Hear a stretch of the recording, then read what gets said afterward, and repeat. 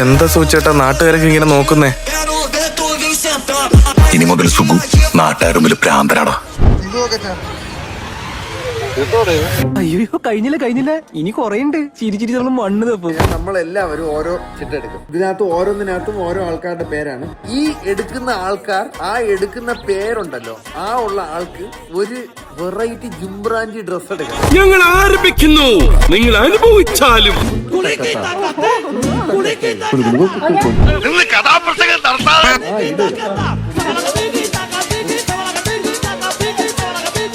എന്തൊരു പാടോ! എന്നെ ആർക്കാണ് കിട്ടിയെന്ന് എനിക്ക് അറിഞ്ഞുകൂടാ. മാന്യമായ വസ്ത്രധാരണം നിങ്ങൾക്ക് ദോഷകരമാണ്.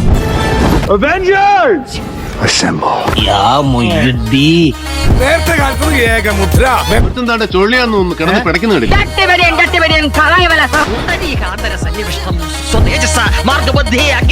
മഹർഷേ എന്റെ പോലെ അത് അങ്ങോട്ട് നോക്കൂ. അതൊരു ആശ്രമ കന്യകയല്ലേ, അതോ അപ്സരസ്? വല്ല ഗതി പിടിക്കാതെ ആത്മാവല്ലോ അലഞ്ഞടക്കുന്നത്. ചേട്ടനെ ഞാൻ എവിടെയോ കണ്ടിട്ടുള്ള പോലെ. കണ്ടു കാണും, ഞാനൊരു മഹാനാണേ. ഇതുപോലെ ഇനി എത്ര എണ്ണം ഉണ്ട്? പിന്നെ മൂത്ത് തീർക്കാൻ അവിടെ എങ്ങനെ കുഴപ്പക്കാരനാ?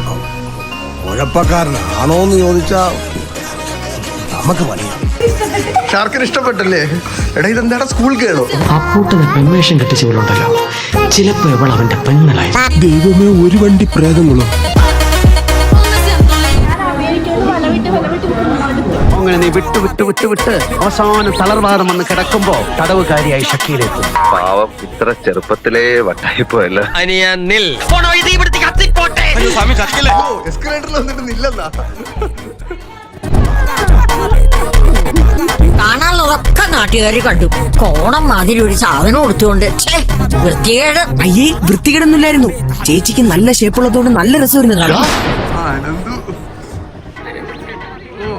സാധനം കേട്ടോ അത് പറയുന്നത് കണ്ടു കഴിഞ്ഞാൽ സായിപ്പന്മാരൊക്കെ ബാക്കി നോക്കണുണ്ടോ? ഇട്ടിപ്പെട്ട് സാധനം വളഞ്ഞത് തന്നെ. എലിയാളാണ് എലിവാസം വെച്ച് കൊല്ലാൻ, കൊന്നയാളാണ് വെടിയിലും ഈ കുരിപ്പാളെന്താ തഞ്ഞി കാട്ടുക. നല്ലോണം ഒന്ന് പുഴുകട്ടെ.